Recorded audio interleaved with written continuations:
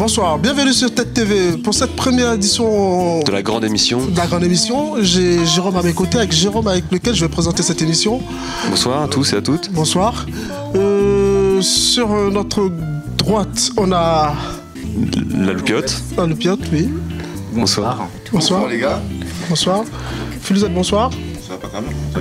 Bonsoir, Philouzette, qui est danseur africain. Oui, danseur africain, oui, professeur des danses aussi, oui. Et sur notre gauche, nous avons Franck, des Saltimbrais. Bonsoir. Bonsoir Franck. Ainsi que François Fichet, qui est artiste peintre. Bonsoir. Bonsoir François. Donc, nous allons commencer par interviewer Franck. Franck, s'il te plaît, peux-tu t'installer dans notre fauteuil? Je peux. Merci.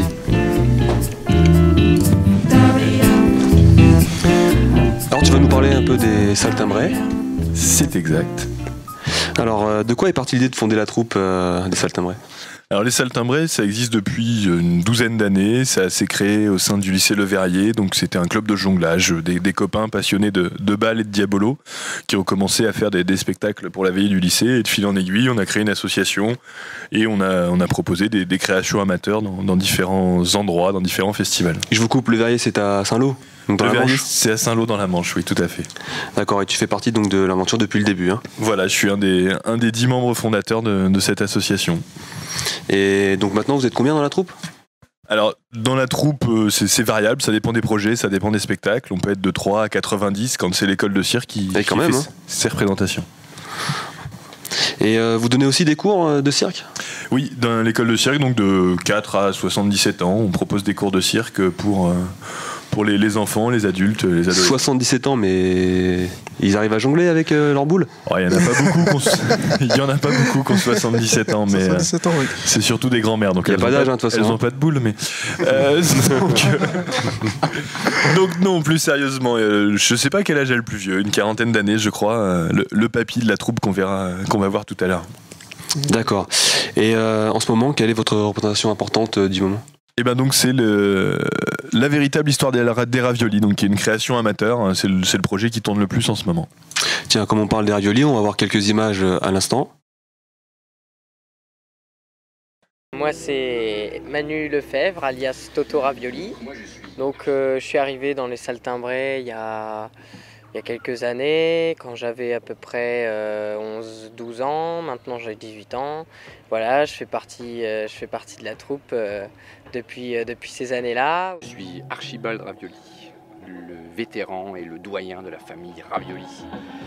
Et je suis à cheval sur les traditions et sur le bon fonctionnement et la bonne direction de ma famille. Seulement ma famille m'oppose des résistances, entre autres mon fils qui veut prendre ma place. Mais je ne suis pas d'accord. C'est encore moi le chef de famille et c'est encore moi qui décide ici. Papa, je vais être obligé d'être convaincant avec toi aussi. Convaincant? Eh ben alors, vas-y, montre-moi comment t'es convaincant. Oh, tu frappes ton père. Oh, mais t'as pas honte. Oh, ça suffit tous les deux. Mais Impressionnant, c'est magnifique ça. Oui, c'est quelques claques, ça chatouille un petit peu. Donc il y a de l'action alors? Du siècle, du théâtre, donc c'est l'histoire d'une famille qui raconte l'histoire de sa vie en faisant du cirque, parce que c'est donc une famille qui produisait des raviolis qui a fait faillite à cause de la crise, et donc ce spectacle-là, ça raconte ça. D'accord, donc pouvez-vous nous dire quelque chose sur vos projets à venir? Donc sur les projets, c'est de continuer à faire vivre l'école de cirque, qui est installée maintenant sur Agneau, juste à côté de Saint-Lô, et de continuer à accompagner des projets amateurs, comme la véritable histoire des raviolis ou les lectures circassiennes, qui est un autre projet pour les tout petits, et de commencer à travailler sur des créations plus professionnelles. Donc il y a 2 projets en cours. Le premier s'intitule Idéaux et débats, donc c'est un spectacle de rue qui va traiter de notre rapport à la nourriture. Et l'autre projet s'intitule Dérailleur, c'est un projet de Guillaume Vincent qui traite du rapport de l'homme à la machine, donc c'est plus théâtral. Donc où est-ce qu'on va pouvoir voir tout ça, mis à part Agneau, Saint-Lô? La prochaine représentation elle est à Saint-Lô, désolé. Mais... D'accord, ok, très bien. Et donc le 4 décembre, la véritable histoire des raviolis dans la rue piétonne à Saint-Lô, dans le cadre des festivités de Noël. Et dans la rue piétonne, c'est le théâtre, c'est ça? Non. La rue piétonne, c'est un petit peu plus haut que le théâtre. C'est l'endroit où il n'y a pas de voiture. Ok, d'accord. Au-dessus de... Donc on attend beaucoup de spectateurs. J'espère, oui, venez nombreux. Si vous nous voyez et vous apprenez l'information, venez nous voir. Ok, merci Franck pour toutes ces informations. Merci Franck, ouais. De rien. Donc maintenant, nous allons accueillir dans le fauteuil Philou Z, notre danseur africain.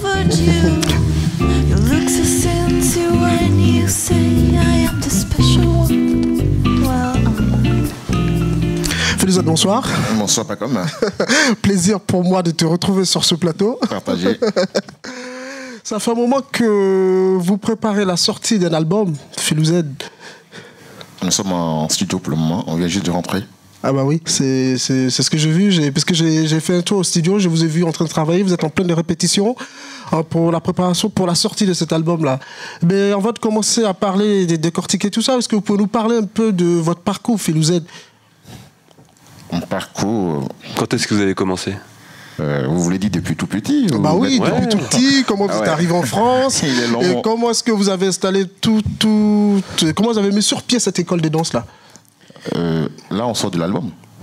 Non, je vous parle des cours, en fait, Ok, ah ouais. de tout ce qui est professionnel au niveau de la danse. Ah, ok. Déjà, bah, je suis tout petit, je dansais déjà dans mon village natal, qu'on appelle Zagueta. Bonsoir à tous les habitants de Zagueta. Sur quel Zagueta, je vous style, sur quel rappelle, style musical? Je Pardon. rappelle que Zagueta, c'est en Côte d'Ivoire, donc c'est un petit village qui se retrouve en plein fond de la Côte d'Ivoire. Donc pour les internautes qui ne savent pas ce que c'est que Zagueta, c'est un petit village quelque part en Côte d'Ivoire. Et donc, Tout sur à quel, fait. et donc, sur quel style de musique vous dansiez à l'époque? Alors, à la base, je faisais la danse folklorique, comme on le dit, c'est-à-dire la danse typique du pays. Et après, en dansant, j'ai été repéré par un de mes oncles, paix à son âme, qui avait une compagnie professionnelle à Abidjan. Abidjan, qui est la capitale économique de la Côte d'Ivoire. Et je me suis retrouvé à Abidjan comme ça, tout petit. Et à force de travailler avec des professionnels, ça m'a permis d'évoluer et je me suis retrouvé dans un casting pour intégrer le Ballet National de Côte d'Ivoire. Ça donne envie de voir votre danse en tout cas. Bah, il faut le voir. Et comme je le dis tout le temps, tout le monde peut le faire. Hein. Vous allez nous faire une petite démo alors tout à l'heure. Bah, ça c'est à voir. Pas de problème pour les internautes, je suis prêt. Alors donc, j'ai intégré le Ballet National et on avait une tournée européenne, c'est-à-dire on a fait la plupart des pays de l'Europe. Et notre dernière destination, c'était la France. On s'est retrouvés en France. Et du coup, bah, malheureusement, juste avant de partir, ça a déclenché la guerre. Il y a eu la guerre en Côte d'Ivoire. Et du coup, on est resté. Alors en restant en France, je me suis dit, pourquoi pas partager ma culture. Donc, du coup, j'essaie de m'insuppir au rythme du soleil, qui est ma boîte aujourd'hui. Au début, ça a été dur. Et là, on a beaucoup d'adhérents. Et donc, du coup, au rythme du soleil, veut s'élargir. Voilà. Et Là, tu on donnes parle des de la cours danse. où exactement? On fait Trévière, Caen, Bayeux, Saint-Lô, Lessé. D'accord. Et on fait les écoles primaires. Ah, même les tout petits. Les tout petits. On fait l'éveil aussi avec les enfants. Mais il y en a qui viennent pour danser ou pour s'entretenir à la forme? Déjà, quand tu viens, concernant au rythme du soleil, quand on vient, d'abord, il faut se dire, c'est pas pour être professeur de danse, c'est juste un loisir. Donc déjà, on vient pour passer du bon moment. Ça ne va pas à la maison, j'arrive chez Philou, c'est pour décompresser, passer un bon moment. Et ça, c'est ce que j'ai dit d'abord quand on arrive. Donc après, c'est vrai, c'est vraiment physique. Donc ça veut dire ça entretient aussi le corps. Et après, c'est surtout l'ambiance qui règne au sein du groupe. Donc bon pour la pensée, pour le sport. Oui, c'est bien. En fait, la danse elle-même, on va dire, comment on peut dire, elle maintient la forme elle-même, c'est-à-dire... Elle donne la joie. Ouais, elle donne la joie. En fait, quand on n'est pas bien, on ne peut pas danser, on va dire déjà. Quand on n'est pas bien, pour danser, il faut être bien déjà. Mais est-ce qu'on peut danser pour être bien? On peut danser pour être... Bien sûr, on peut, mais avant de danser pour être bien, il faut être d'abord bien dans la tête. Parce qu'on ne peut pas venir se mettre sur une scène de danse si on n'est pas prêt dans la tête. Voilà, donc en fait, c'est la danse, c'est pas, on va dire... Et vous donnez les cours sur toute une année ou ça se fait comment? C'est 9 mois par an. On commence en septembre, on finit en juin. Et à la fin, on a un gala avec tous les élèves. Ok, d'accord. Donc un gala qui se produit dans une ville... Dans les salles de fête. Dans les salles de fête de différentes villes. Dans la commune où on intervient. Où vous intervenez. Ok, d'accord. Donc Philou Z, donc vous êtes ivoirien. Ivoirien. Professeur de danse. On va essayer de décortiquer un peu au niveau de la chanson ce que vous faites. Un peu.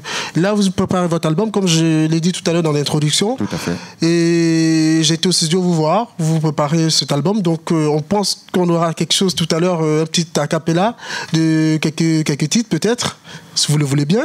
Oui, pourquoi pas. ouais. Je vais peut-être juste un petit bout parce qu'il faut laisser la surprise. Justement, oui, il faut laisser la surprise, mais pour nos internautes, c'est Tête TV, c'est une exclusivité. Vous aurez Philouzed en acapella tout à l'heure et qui va vous proposer quelque chose qui va se retrouver sur son prochain album. Avez-vous une date de sortie pour votre album? Pour le moment, d'abord, on n'a pas de date. On attend, on continue de travailler, on reprend à chaque fois et après, on décidera avec le distributeur. Donc pour le moment, on n'a pas de date. Bien sûr, on va obtenir le meilleur. Je vous rassure, ça sera pour très bientôt. D'accord, Philouzed. On a hâte de découvrir cet album. Est-ce que là, on peut écouter quelque chose de ce que vous faites en fait? Là, juste un titre pour nos internautes, Philouzed. Oui, bien sûr. On a par exemple, d'abord ce que je vous l'ai dit, sur l'album, on parle de tout. Voilà. On parle de la vie elle-même. Oui. On parle de l'amour. Oui. On parle de tout ce qui entoure notre vie actuellement. Donc là, par exemple, quand je prends par exemple le titre que je t'aime, en parlant, pas forcément de moi, ça peut être de toi, de lui, de tout le monde, donc qui est que je t'aime. Par exemple, je peux dire, toi et moi, c'est pour la vie. Si tu crois que je vais me décoller, non, tu t'es trompé. On est collé jusqu'au lendemain. Quand tout a commencé, tu m'appelais, je t'aime. Tu me disais chouchou, et tu me disais loulou. Maintenant qu'on est collé, tu veux décoller, non, c'est pas comme ça. Donc, ça, c'est des trucs. Super chanson. Philouzed, en écoutant ce titre, on a l'impression que vous avez été touché sentimentalement, peut-être quelque part, non? Comme tout le monde, hein. Comme tout le monde. Mais bon, on se prend pas la tête, on vit la vie, elle est belle, il faut rouler. Ok, d'accord. Donc sur cet album, on va retrouver 6 titres. 6 titres, ouais. 6 titres qui parlent d'amour, de la vie, de tout ce qui entoure notre quotidien, c'est ça? Oui, tout ce qui nous entoure. Tout ce qui est bon, la joie, surtout la joie. Parce que moi, je dis, il ne faut pas rester sur tout ce qui est négatif. Voilà. C'est beaucoup de joie. On a 3 titres de la joie. Donc, en fait, c'est votre premier album, c'est le tout premier album, en fait. Tout à fait. D'accord, ok. Et donc, là, Philouzed, dans quel esprit prépare la sortie de cet album-là? C'est vraiment bien préparé à affronter le public, les spectacles, les concerts? L'esprit, vraiment, on va dire, c'est un niveau vraiment très, très, très, très, très, très haut. Parce qu'on a du monde autour de nous, donc ce qui fait que on est soutenu, on va dire. On est soutenu, donc pour ne pas décevoir. Vous avez la pression, quoi. La pression, mais on sait gérer, on a l'habitude. La pression, on sait la gérer. Oui. Voilà. Le gros problème, c'est de ne pas décevoir le public. Donc ce qui fait qu'on prend nos temps. Voilà. Ça ne sert à rien de se presser, puis on sortir un truc qui ne va pas plaire. Et que moi, ma vocation, c'est de sortir un bon produit, même que ce soit en danse ou en chanson, même que ce soit mon premier album, je veux que ça soit bon. Donc laissez-moi le temps et ça va venir, c'est du balèze, vous allez voir. Ok, d'accord. D'accord, merci. Chers internautes, on va recevoir Philouzed. Philouzed qui est artiste chanteur, qui est professeur de danse, qui donne des cours de danse à Caen, à Saint-Lô, à Trévière et puis à Bayeux aussi. Il était sur ce plateau pour nous parler de ses activités et puis de la sortie de son album. Merci Philouzed. Merci. Et puis merci d'être passé. La porte est ouverte. Vous pouvez passer quand vous voulez nous voir. Pas de problème. Okay. Sur le plateau, on a aussi la loupiote qu'on va retrouver tout à l'heure. Jérôme? Oui, ils vont venir maintenant dans le fauteuil. Ouais. Ils sont 2, je sais pas comment ils vont se mettre. Okay, on reçoit la loupiote dans le fauteuil. 2 dans le fauteuil, waouh. Qui joue le rôle de la femme? Allez, on s'y connaît dedans, on est de fou, mais on est pas. Vous battez pas. En 30 secondes, après tu le reprendras 30 secondes, on changera à chaque fois. Bonsoir les amis, bonsoir. Tu comptes, Franck? Bonsoir. 1, 2, 3. Alors depuis quand vous est venu le goût de la musique? Le goût, je ne sais pas, le goût. Kiki, ça fait très longtemps qu'il fait de la musique, ça fait combien? Ça a plus de 30 ans, allez. À la louche. Vous avez commencé donc à quel âge? J'ai 46 ans, j'ai commencé, je crois, mes premiers groupes à 14 ans. 14 ans, oui, c'est... Boris était pas né. Boris était pas né, c'est vrai, on a 20 ans d'écart, les 2 membres de la loupiote. Pile poil. Et donc, parlez-nous un petit peu de votre style musical. C'est chansons françaises. chanson à texte, chanson française. Et vos instruments, c'est quoi? On a percussion, accordéon, guitare-chant. D'accord, de toute façon, vous allez nous montrer une petite démonstration. On fera 2-3 chansons à la fin, exactement. En fin de l'émission, sur TED TV. Exactement. D'accord. Alors, donc, la Loupiette, vous intervenez dans des établissements, dans des écoles non, sinon, pas du tout. c'est juste, on fait que du concert. Que des concerts, d'accord, ok. C'est qui chante là? C'est moi. C'est vous le chanteur? Ouais. Kiki, il fait la percussion. Voilà. Il tape sur ses bambous et il est numéro 1. Et moi, je fais accordéon-chant ou guitare-chant.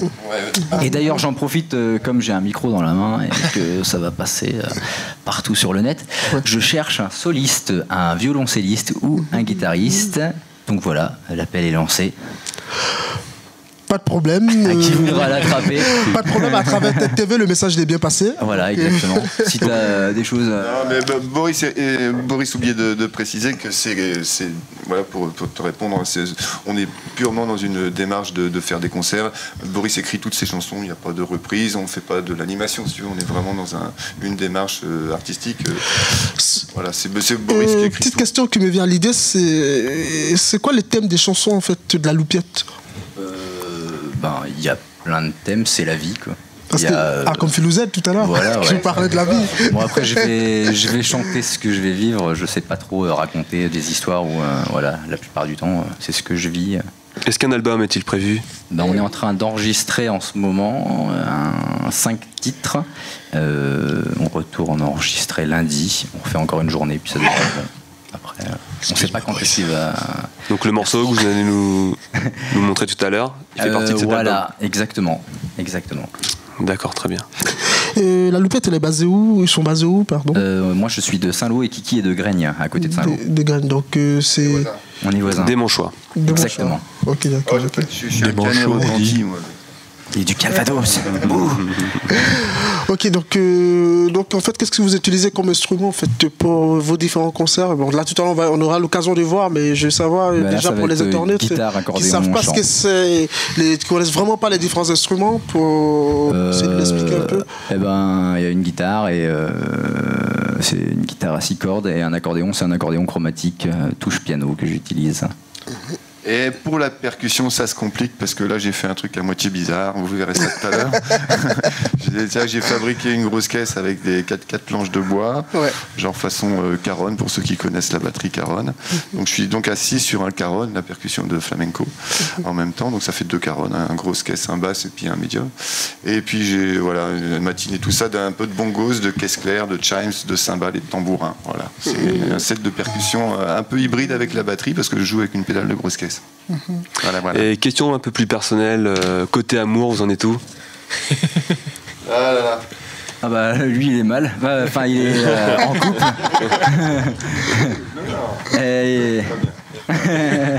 Non mais côté amour ça va, tout se passe très bien avec moi-même.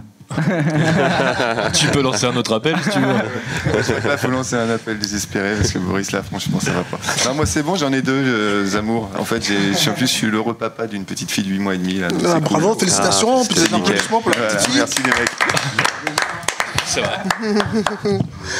Félicitations. Et donc voilà. Ok, d'accord. Merci la Loupiette. Merci la Loupiette. Merci d'être passé nous voir sur le plateau de TED TV. Merci pour C'était un plaisir pour nous. J'espère qu'on va vous retrouver tout à l'heure sur la scène de TED TV pour cette superbe chanson. Avec plaisir. Et mini-concert. vous voir aussi jouer quelques instruments comme ça en live, ça nous fera très très plaisir. Et ben nous aussi. Ok, merci d'accord. pour l'invite. À tout à l'heure. C'est parti, à tout de suite. C'était la Loupiette qu'on recevait tout à l'heure dans le fauteuil de TED TV. Tout de suite, on va recevoir François Fiché. Artiste peintre. Applaudissements pour François Fiché parce que Ils ont eu du mal à dire mon nom. cette fois on l'a pas oublié. François Fiché, bonsoir François. Salut. François Fiché, vous êtes artiste peintre, c'est ça? Et ouais. D'accord, ok. Et là vous êtes là pour nous parler de vos votre différentes passion. œuvres, c'est ça? Oui. Ouais, d'accord. Là on a sur le plateau des différents tableaux qui sont magnifiques. Et Combien de temps vous mettez à réaliser une seule de vos œuvres à peu près? Ça va dépendre des tableaux en fait. Mais pour celle-ci, En moyenne. il y a une vingtaine d'heures derrière. Et quand même. Et donc vous travaillez à but lucratif ou... Disons, c'est une passion qui devient un métier progressivement. Et je fais tout pour que ça devienne vraiment un métier. Je suis en voie de professionnalisation par rapport à ça. Ouais. D'accord, donc pas encore très connu. Ouais, voilà, on va dire ça. Ouais. Vous travaillez chez vous, François Fichet ou... Non, je travaille aux ateliers Art Plume. D'accord, les ateliers d'Art Plume, je rappelle que c'est à Saint-Lô et c'est un espace où tous les artistes peintres se retrouvent pour s'exprimer, voilà, et dessiner, et nous faire des belles œuvres comme ça. Il y a plein de choses Art Plume, il y a notamment ça, ouais, un espace pour l'art plastique. Ah d'accord, ok. Et... Donc comment procèdes-tu pour une de tes peintures quel matériau utilises-tu? Alors là, c'est un système que j'ai adapté. Je travaille sur des grandes feuilles de papier. D'accord. Là c'est du fusain. Donc il y a tout un processus pour après arriver à cet effet-là. Et puis après, je les maroufle sur du... Alors on n'est pas dans d'amido, hein, c'est pas non plus ce que je veux dire. D'accord. Donc je maroufle, donc je le colle sur une planche de bois pour après pouvoir le transporter, qu'il tienne dans le temps. D'accord. Et donc tu les vends, tu fais des présentations ou je fais régulièrement des expos. Ouais. Et après, c'est du bouche à oreille, suivant les gens que je rencontre. Mais à quel endroit les expos? Ça va dépendre. Ça dépend. Dans la Manche nationale, internationale? Interplanétaire. Ah déjà?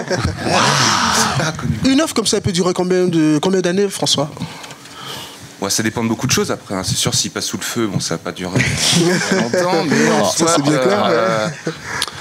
En temps de guerre nucléaire, il faudrait servir. Non, ça tient le coup, Ok, d'accord.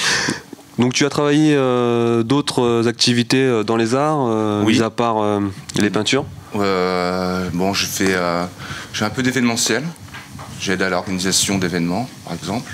Un tout petit peu, hein. C'est dans les petites actions à droite à gauche, je donne un coup de main à différentes associations. Si c'est pour tenir un fil ou donner un coup de peinture sur un mur, je m'adapte. Ça sera toujours 2 bras de plus, quoi. Voilà. Et sinon, as-tu une anecdote pour nous? Une anecdote comme ça? Sur la peinture, bien sûr. Sur la peinture, c'est ce qui m'a fait vouloir faire ce métier toute ma vie, en fait. Parce que c'est une passion, c'est un truc qui m'a pris. Je devais avoir 20 ans et une amie fêtait ses 20 ans. Ils se fiançaient en même temps. Et je leur avais fait un dessin. J'ai passé du temps, je m'étais investi. On arrive au moment de l'apéro, tout le monde déballe les calots, oh là là, elle est jolie la cafetière, ouais, tout le monde s'extasie devant tout un tas de petites conneries comme ça. Produits techniques. Ouais. Et à un moment donné, elle ouvre le cadeau, et les 30 personnes, ils se taisent. Ils se taisent comme ça pendant 10 secondes. Et, ils ont tous regardé. Voilà, et mais rien que le fait d'un coup de procurer ça aux gens, je dis merde, c'est quand même pas n'importe quoi. Et je me suis dit, il faut que je l'exploite à fond tout le long de ma vie. D'accord, c'est donc comme ça que tu as commencé en même temps. Ouais, je me suis décidé à prendre des cours, que je me suis décidé à vivre ça vraiment. Parce que c'est essentiellement des visages, mais c'est des vraies personnes. Ça, oui, c'est dans ma partie hommage. Parce qu'il y a des gens que j'aime bien par rapport à leurs œuvres, ce qu'ils font. Là, en l'occurrence, c'est Jean-Michel Basquiat, c'est un peu le Jimi Hendrix de la peinture. Et là, c'est Patti Smith. Mais Patti Smith quand on était plus jeune quand même. Notre reportage a été dans vos locaux à Art Plume pour essayer de vous tirer quelques mots, voir un peu dans quelles conditions vous travaillez. Et il nous a rapporté quelques belles images qu'on va voir tout de suite sur l'écran de ta TV. Pas de problème.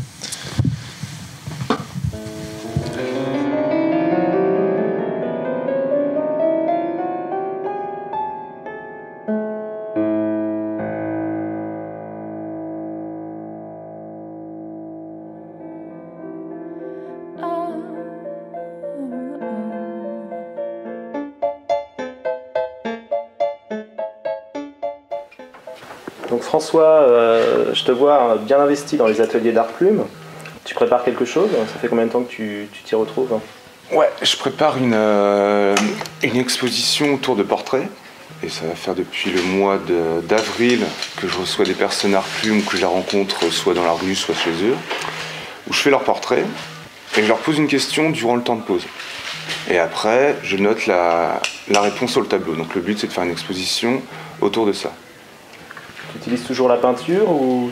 Alors ça peut de la peinture, du dessin, ça va dépendre en fait. Suivant les envies du moment, de ce dont j'ai envie de faire, tout ça. Et ce travail artistique, c'est plutôt un métier, une passion, les deux? Là, c'est les deux. Mais d'habitude, là, on est vraiment en termes de...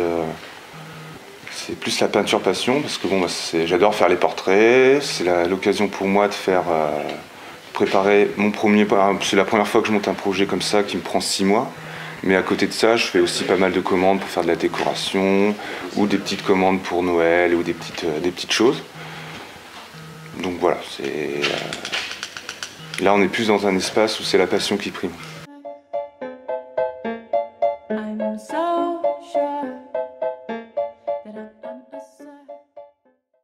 Dans le dessin, on peut voir la réponse à la question dans le dessin. Pour l'instant,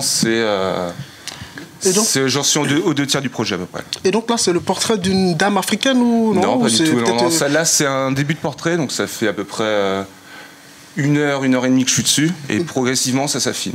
Alors après, il y a différentes... souvent, bon, ça va être des gens que j'ai rencontrés, par exemple, dans un bar où je vais discuter, je vais faire le croquis, on va prendre la photo. Mais là, c'est une amie à moi qui prend le temps de poser. Parce qu'elle est en arrêt maladie, elle s'ennuie un petit peu, donc elle me rend service au pachage. Et vous comptez vous couper l'oreille quand? Le plus tard possible. Donc là, on est dans les locaux de Art Plume à Cello. Ouais, voilà. Oui, donc là, vous vous retrouvez pour vous exprimer et pour nous sortir des œuvres aussi magnifiques. Merci François. De rien. Ouais. Merci François. C'était un plaisir pour nous de recevoir aussi François Fichet dans le fauteuil de Tête TV. Et puis, c'était un plaisir. Et puis, on espère vous retrouver une autre fois sur ce plateau. À plus tard alors. Et on espère un portrait pour nous aussi. Ouais, ça peut se faire. Merci François. Merci.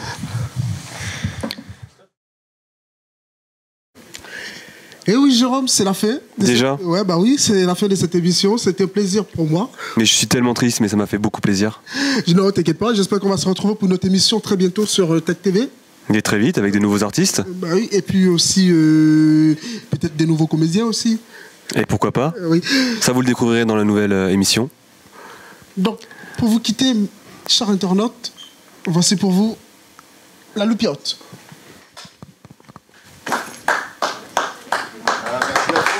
Merci.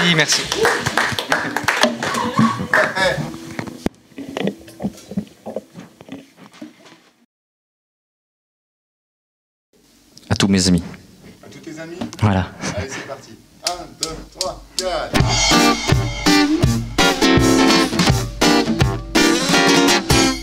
J'ai des amis qui ne le sont bientôt plus. Je leur dirai bientôt quand le moment sera venu. De toute façon, ça m'ennuie pas.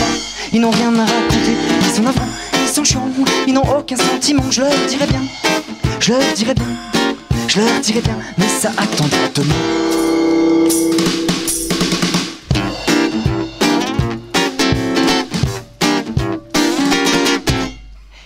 Des amis qui ne l'ont jamais été.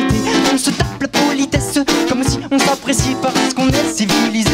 Qu'on n'est pas des bidioles, sinon on se la mettrait à grands coups de torgnole. Je me les ferais bien, je me les ferais bien, je me les ferais bien, mais ça attendra demain.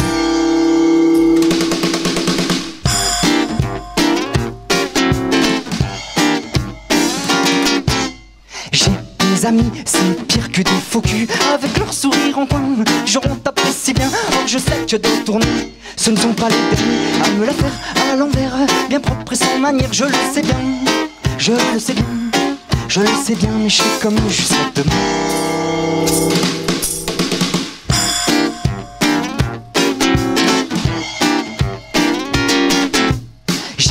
Des amis, je ne sais plus quoi penser. C'en est des faux, c'en est des vrais. Tout dépend de la journée, de l'heure et de l'instant. Des gens qui sont présents, ce ne sont jamais les mêmes. Identiques à la veille, je le sais bien, je le sais bien. Mais ça m'étonne tous les matins.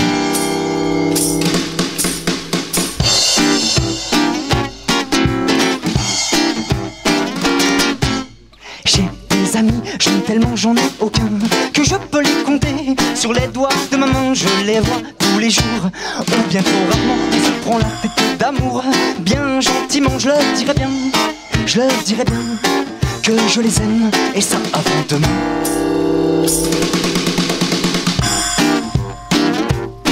Avant demain. Avant demain.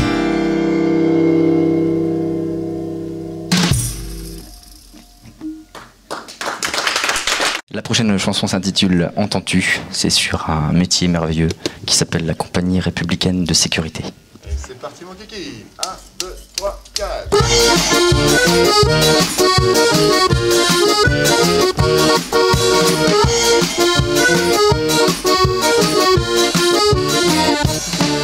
Entends-tu venir au loin le roulement des pas sur le sol? Cette cadence bien rythmée qui n'est pas là pour discuter. Elle ne vient jamais pour rien, elle est là pour se défouler. Et toi son petit joujou, tu vas bientôt le manger. Et bam, ramasse ton désaccord sur le goudron, prends ça respire. Le bon air de la répression. Et bam, voilà comment faire taire bien tranquillement les contestations.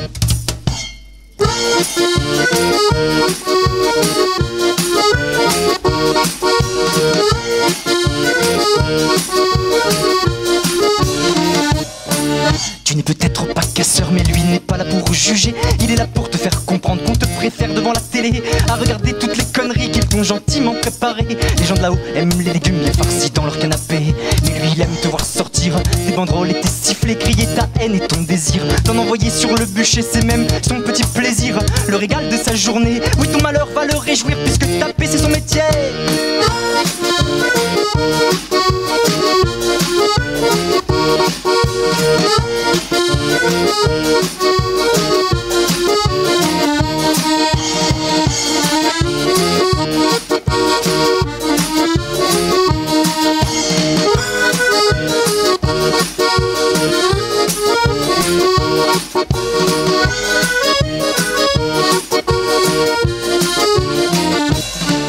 Et quand bien même matraque en main, lui il tabasse tes voisins quand il protège les intérêts de ceux qui l'autorisent à frapper. Jusqu'où lui et sa connerie vont-ils aller quand on le voit taper sur tout le monde, même les pompiers? Mais le pauvre tout en noir, déprimé c'est normal. Et la peinture c'est l'idéal pour lui redonner le moral. Alors pour manifester, prends ta couleur préférée et envoie-lui de tout ton cœur pour le couvrir de bonheur.